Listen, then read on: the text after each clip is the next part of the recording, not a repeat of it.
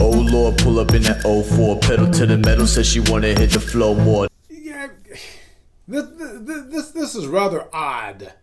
You've got the Cardinals, the Raiders, the Bears, both New York teams, the Giants and the Jets. Also, fill in the blank, all of these people are just begging for the Atlanta Falcons to trade them Calvin Ridley as a wide receiver. And the question is, why? Here's another thing that I'm wondering about. After all these years, actually decades, of the Atlanta Falcons being wide receiver central, now they've got no wide receivers.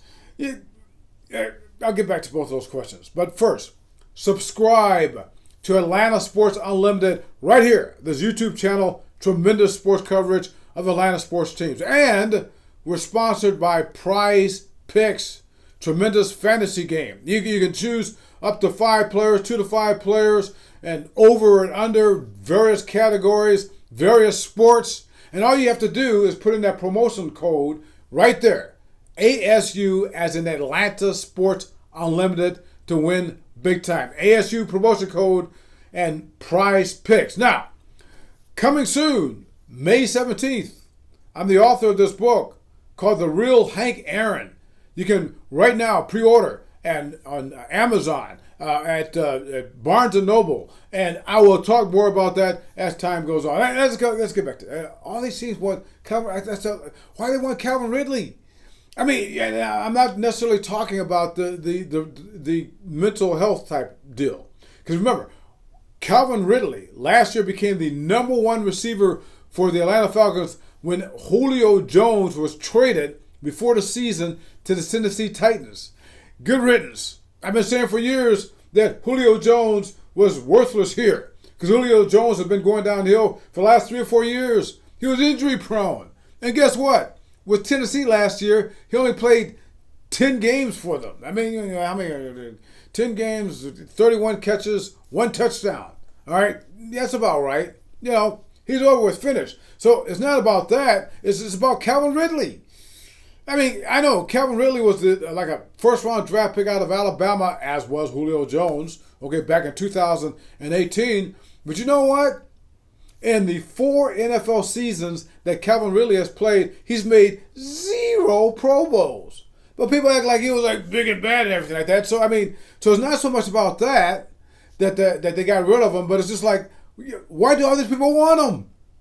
Again, we all know what happened last season around Halloween. He told the Falcons that he was not mentally prepared to play in games anymore. He was going through some stuff, okay? So just from that alone just tells you that perhaps he needed a change of scenery.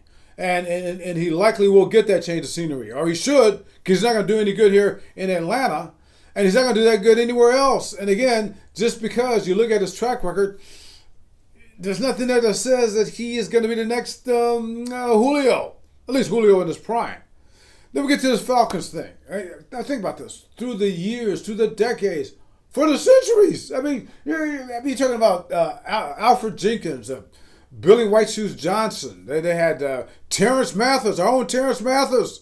I mean, these are all Pro Bowl players. Andre Rison, Roddy White. They even had Deion Sanders. He played wide receiver a little bit. Now they got like nothing there. I mean, well, not totally nothing. I mean, Russell Gage, I had some good moments last year, some really bad moments.